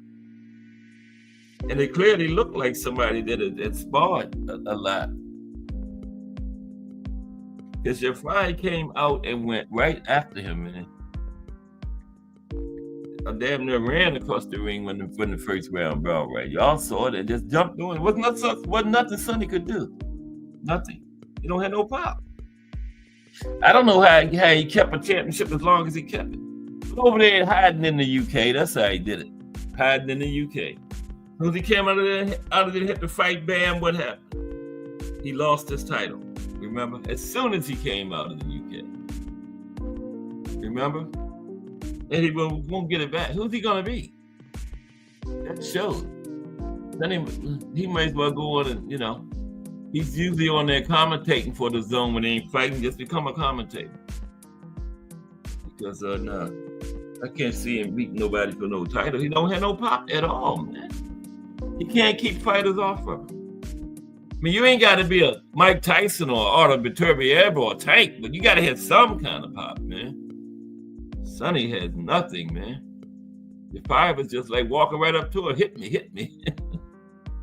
And Sonny was running. Couldn't keep him off, man.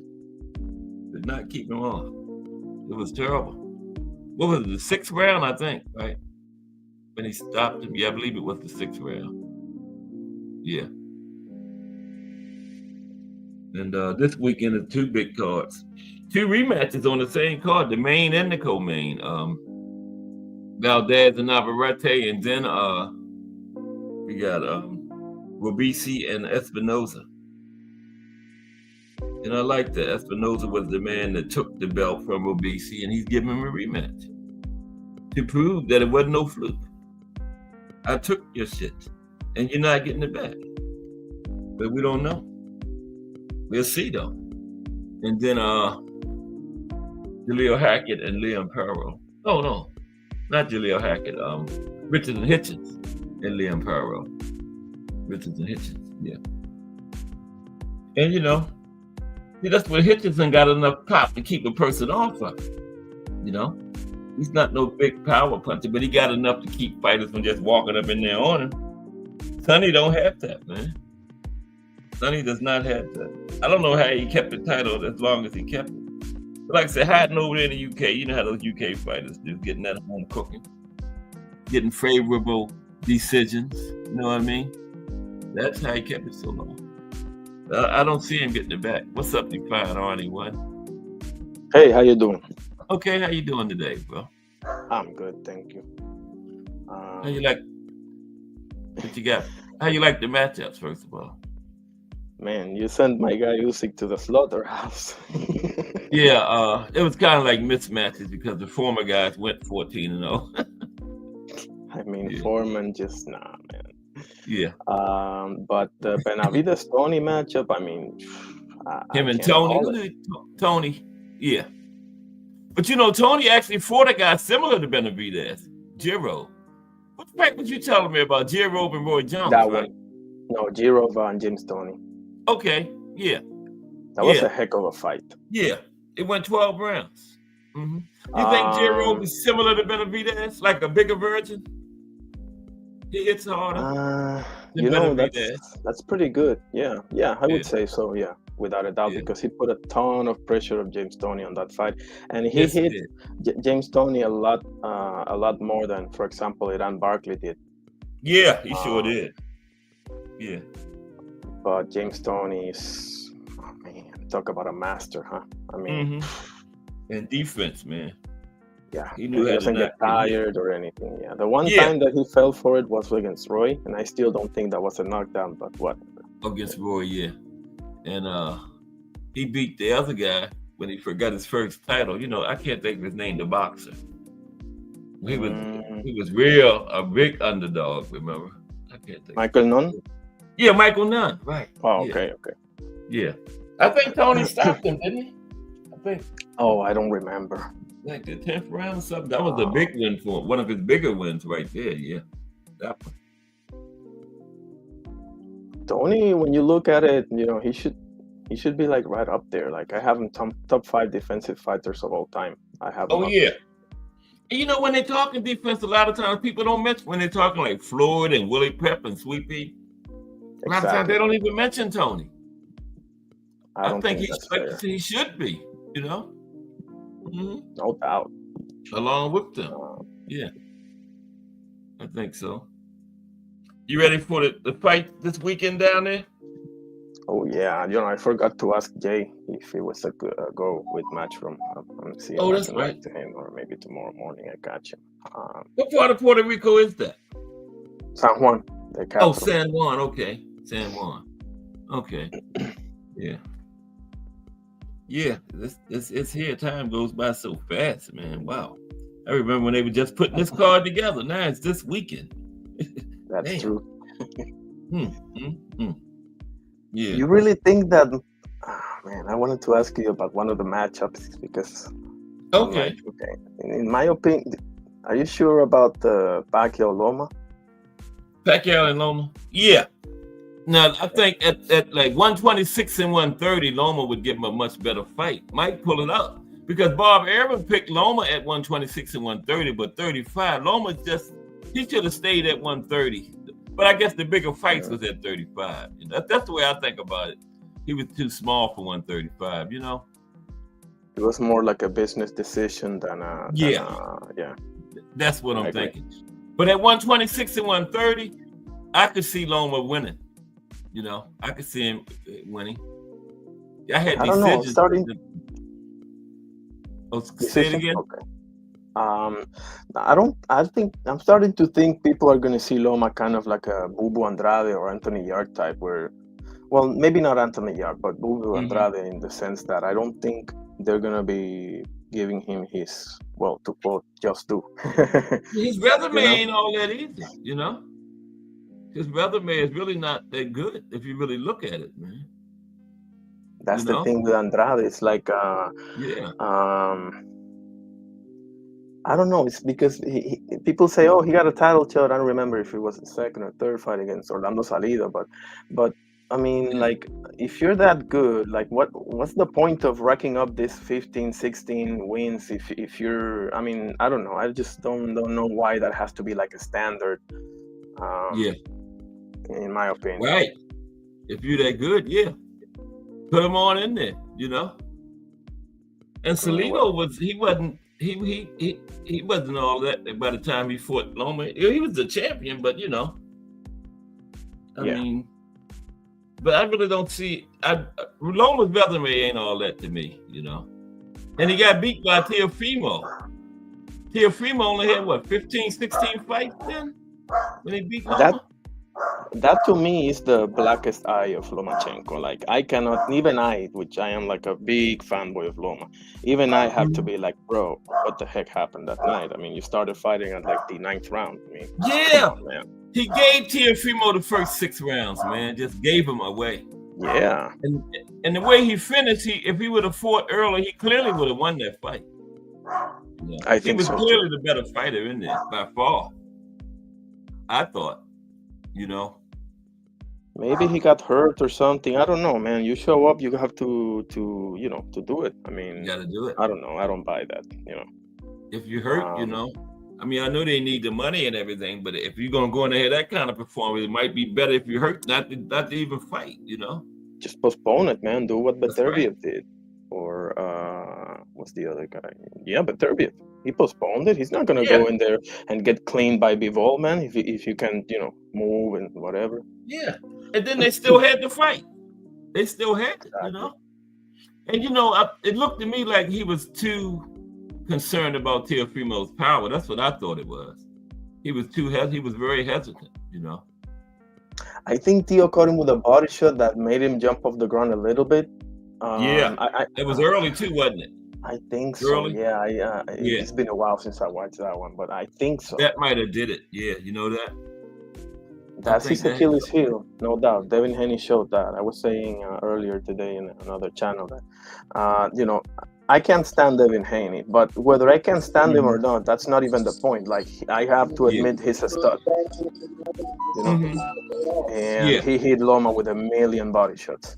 I know that was the most I ever seen Devin go to the body with that fight, man. I think it probably caught Loma by surprise too, you know.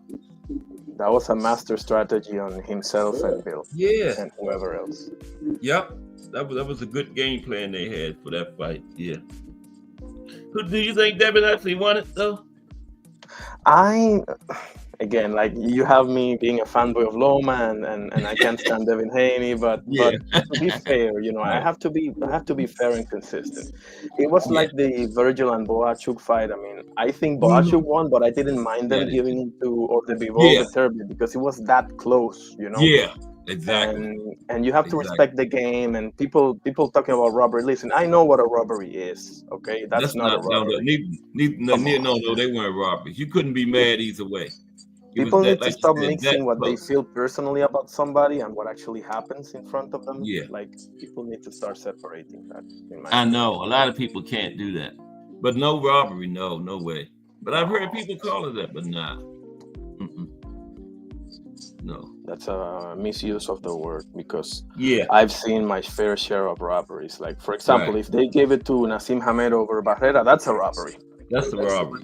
Or the draw of Canelo and Mayweather, that's a highway robbery. That's a Oh man. robbery. And you know Oh, when my bad. Bivol fought Canelo, they gave it to Bivol, but it's still a robbery. 115, 113. Come on, man. Nah, way in hell. No So way. he got the win. I still call it a robbery because it wasn't that close, man. He didn't get his credit for dominating Canelo. You know. Actually, here's one for you: the Maravilla Martinez and Paul Williams one. That's a robbery. Oh yeah, that was a robbery there too. Yeah. But you know, years from now, people will look at that Canelo Bivol fight and think it was a good fight when they look at the score. You know. You think that's fight of the year if you look at the scorecard? Yeah, probably. but we know better because we saw it. You know? That was pretty much a shutout right there. Yes. That wasn't the one she wanted though. What's happening to you? Nah, yeah, Blue. What's good with you, my man? Yeah, I want to say that the fight with Devin Haney was not a robbery. But make no mistake about it, the only thing that he really, in full honesty, could have expected was a draw, because that's exactly, you know, I couldn't see him winning no more than 6 rounds. And I'm sorry, he did land more. Haney. He definitely landed more body shots than he's ever landed in any career, but he didn't land more punches to the body than my man landed to his whole body. So with that being the case, man, it's a tough loss for Loma, and I understand why he was a little distraught, because he felt like the work he put in was quality work, and it was working good enough to earn him a victory. And by my account, I watched that fight 3 times. Now, the first time I saw it as like a possible 9-3-8-4. But as I looked at it, it was about a 7-5 or 8-4. But I could understand that you might possibly be able to give him a couple of swing rounds, but you clearly didn't. I mean, the work to the body didn't override the fact that he was the bigger man, yet Devin Haney was doing the one that was going back most of the fight. His head was popping. He had them damn braids or whatever he had in his head. You could just see them things flying all over the place. and you know, it's the fact that you said he was too small. You said you were going to impose your will on him, and it did not happen that way. And nobody to this point has done Lomachenko like that. The worst he's got done in a fight was actually by a fight he actually won. And that's the one by Ortiz. I thought Ortiz beat him the best of any fighter that he's faced to this point. And I was hoping that Tank would get that chance, because you would see what total domination looked like in that fight. And that's just no bias at all. It's just that there's nothing that Loma can do that will keep Tank from being ineffective. Yeah. And you know, and you know what hurt Loma so bad in that Devin fight? Why he cried? Because it was a career goal, undisputed, and he felt he had it, you know. And it didn't happen. I think that's why he's so emotional, you know. Yeah. So, you know, that's what it is. As far as the matchup, I honestly believe, in particular, I don't think that in no fight they ever fight Triple G is beating Tommy Hearns. I don't think that happens at all. I don't think in no fight will Andre Ward beat. Canelo beat Andre Ward. Yeah. Who else? I don't see Better B beating, or who was fighting? Marciano. Yeah, Marciano. I don't see no way that he beats Marciano. No, like Marciano been through some wars. Just too tough. He took some. He took some heavy shots from some serious. He was the real Rocky, the movie Rocky. Marciano was that for real. Exactly. And and you know, I know that you don't really maintain the same thing, but I'm gonna say this, and I'm gonna say this with truest sincerity. Mm-hmm. You may not be at your best. Right. You might not even be at your very best. But even in the state that you are, it still can be better than a lot of other folks. That's and right. when Marky Marciano fought people after they had won or continuously won, they still weren't that person that they were before that fight. Nope, nobody was ever the same. He, much like the brother out there in Manchester, what's his name? He's the heck of a fighter. He retired undefeated too. But he got people on the back end of their career. He got Roy Jones after Roy Jones Calzaghe.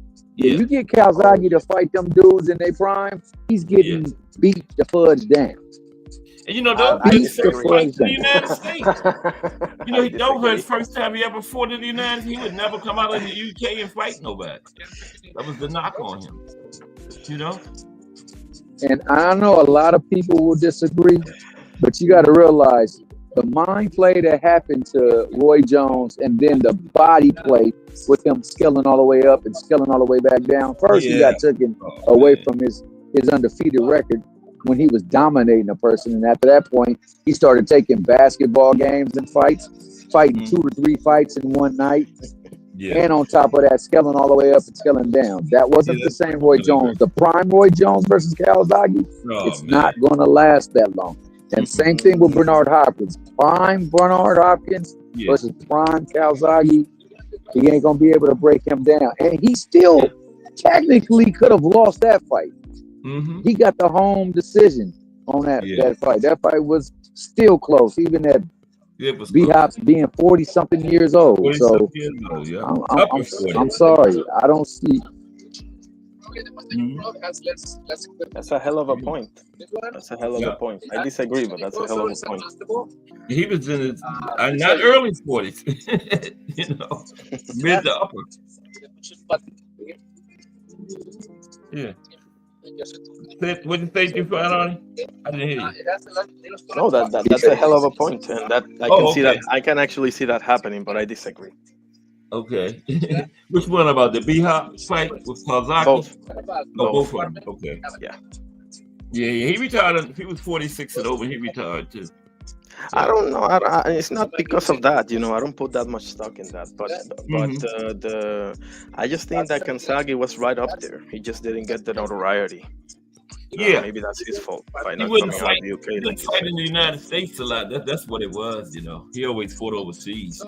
He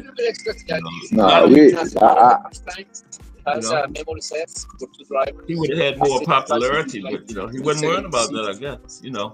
I give him all his accolades. He's a tremendous fighter. I'm talking about generational fighters though. Roy Jones was that before they messed him over and before he messed himself over.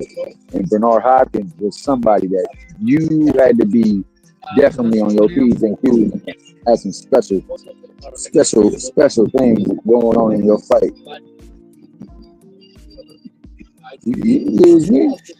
I still hear you. You don't hear me? Yeah, I can hear you. I hear you. I was trying to bring somebody up. But you were saying they were generational fighters and everything. Who is the cursor right there? I couldn't find the cursor. How the hell did that? Let me see this one real quick. There we go. What's up, John? You just getting here, ain't you? Yeah, can you hear me? I got something to say. Yeah, can you hear me? My headphones on. Yes, I just got in here. You know what I'm saying, though? I just got in here right at the end. You can't forget about the OG cast. You can't forget about the cast sports box. You know what I'm saying? You dig that? Wisdom and body, baby. That's wisdom and body. Stop playing with it. I just got in here, though. Thank God. That's not happy, right? Yeah. Yeah, I didn't see you in the chat. I said, for the love of boxing. How you doing today? Child doing good. That's good. That's good. Good to see you. Yeah, we was just talking about the matchups and Roy Jones and B-Hop and all kind of some old fighters, you know. What we do on Mondays, you know. Can't nobody take it away from Tarver though. He lost to B-Hop, but he beat Roy though. Prime Roy. Who? Tarver.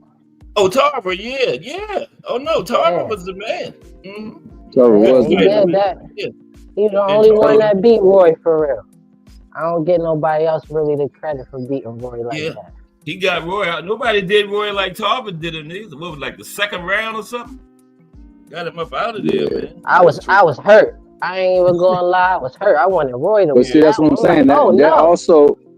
That also was attributed to the fact that he scaled all the way up and then scaled all the way down, man. You know, that was a major disservice. Yeah, that was a major disservice to him physically, man. You're not gonna be able to be the same fighter when you put on that weight, and then you have to take all that weight off and be ready for somebody that's pretty damn good, and somebody who has traditionally had a great fare with you in the ring, bro. So like it was tough. And then, like I say, man, the biggest blow to Roy Jones was when they stripped him of that victory because he threw the punch. Oh, Montel Griffin, with Griffin. You know what I'm saying? Right. And you know, you seen Griffin. He talked all that talk and whatnot. In the next fight, he got totally obliterated. But from that moment on, from that moment on, he had that blemish on there. I don't think that takes anything away from Roy greatness. You know, sometimes you just have that guy that just has your number, you know, has the perfect style for you or whatever. Ali has two losses to Norton. I don't take anything away from Ali. I mean, that just happens, you know. Say T Hill, King of the Hill, man. So you think that'll happen to Bud if he fight Tank? What happened to Roy with Tarver? What happened with Roy? I don't believe so because for one, he ain't going all the way up to heavyweight.